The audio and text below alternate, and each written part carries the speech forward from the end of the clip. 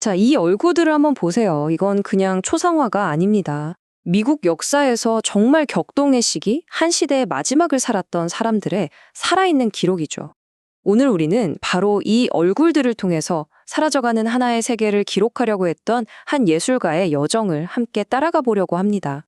이 전사의 얼굴에 칠해진 강렬한 문양을 보세요.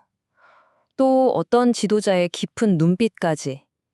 이 그림들은 저마다 다른 부족, 전혀 다른 삶을 살아온 수많은 개인들의 이야기를 고스란히 담고 있습니다. 이분은 크로우족의 주장 프리티 이글입니다. 여기 1897년이라는 날짜에 한번 주목해 보세요. 이 시기가 바로 미국 원주민들의 전통적인 삶의 방식이 정말 급격하게 사라져가던 바로 그때였거든요. 그의 표정에서 어떤 존엄함과 함께 그 시대의 무게가 느껴지는 것 같지 않나요? 그리고 7년이 지난 1904년의 그림입니다. 이번에는 남서부의 태화족 여성이네요. 그러니까 대평원의 크로우족부터 남서부의 푸에블로 부족까지. 와, 이 컬렉션이 얼마나 넓은 지역과 다양한 문화를 아우르는지 짐작해 볼 수 있죠. 도대체 이 사람들은 누구였을까요? 그리고 더 중요한 건 왜 한 예술가는 이토록 필사적으로 이들의 모습을 남기려고 했을까요? 지금부터 그 놀라운 이야기를 시작합니다. 이건 그냥 한 예술가의 이야기가 아니에요. 말 그대로 시간과 싸우면서 사라지는 역사를 어떻게든 붙잡으려 했던 한 남자의 사명에 대한 이야기입니다. 우리 이야기의 주인공, 그의 이름은 바로 엘브리지 에어 버뱅크입니다. 아마 이 얼굴은 익숙하신 분들도 있을 텐데요. 1897년에 그린 유명한 아파치족의 지도자 제로니모입니다. 버뱅크는 그림마다 인물의 이름, 소속 부족, 그리고 날짜를 아주 꼼꼼하게 기록했어요.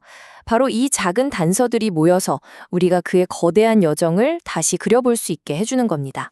이것이 바로 버뱅크가 스스로에게 부여한 사명이었습니다. 보호구역에 갇히기 전, 저 광활한 대지를 자유롭게 누볐던 마지막 세대.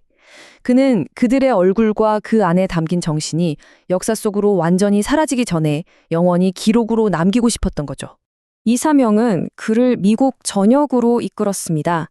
자, 그럼 이제 그의 발자취를 따라서 여러 부족들을 가로지르는 여정을 한번 함께 떠나보겠습니다. 버뱅크의 여정은 먼저 광활한 대평원에서 시작되는데요. 이곳은 들소와 함께 살아가던 시오족 같은 아주 강력한 기마 민족들의 고영이었죠. 여기 두 사람 모두 수유족인데 그려진 장소와 시간이 다릅니다. 왼쪽은 1903년 로즈버드 보호구역에서, 그리고 오른쪽은 그보다 4년 전인 1899년 파인리치 보호구역에서 그려졌어요. 이걸 보면 버뱅크가 한 지역에 잠깐 머무른 게 아니라 몇 년에 걸쳐서 여러 공동체를 꾸준히 방문했다는 걸 알 수 있죠. 자, 대평원의 푸른 초원을 떠나서 이번에는 버뱅크의 여정이 덥고 건조한 남서부로 향합니다. 이곳에서 그는 완전히 다른 문화와 생활 방식을 가진 사람들을 만나게 돼요. 왼쪽은 메사절벽 위에 도시를 건설했던 오피족이고요. 오른쪽은 리오그란데강 유역에 정착했던 태화족입니다. 옷차림이나 머리 모양만 봐도 대평원 부족들과는 확연히 다른 남서부만의 독특한 문화를 한눈에 엿볼 수 있죠. 버뱅크는 특히 아파치족의 지도자 제로니모와 아주 깊은 관계를 맺으면서 그의 모습을 여러 번 그렸습니다. 1897년에 처음 만났을 때 정면을 응시하는 이 강렬한 모습과 2년 뒤인 1899년에 그린 어딘가 좀 더 성찰적인 모습을 한번 비교해 보시죠. 사실 이 두 초상화 사이에는 깊은 이야기가 숨어 있어요. 1897년 처음 만났을 때 제로니모는 미군의 포로 신세였습니다.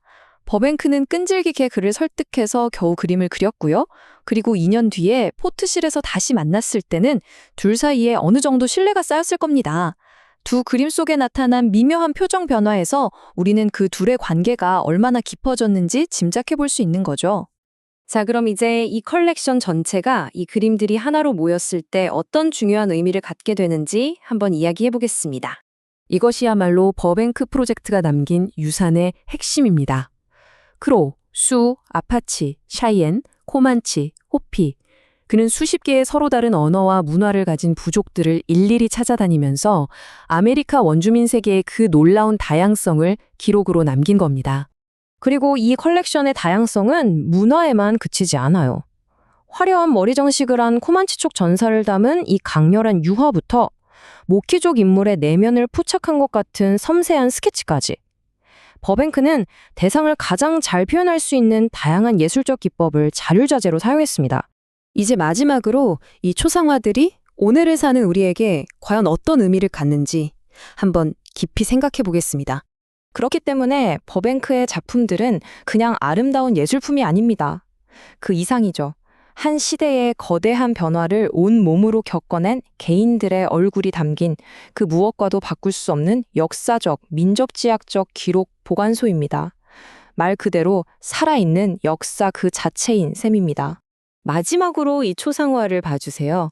캔버스에 이름조차 기록되지 않은 이 남자의 강렬하고 정말 잊히지 않는 시선.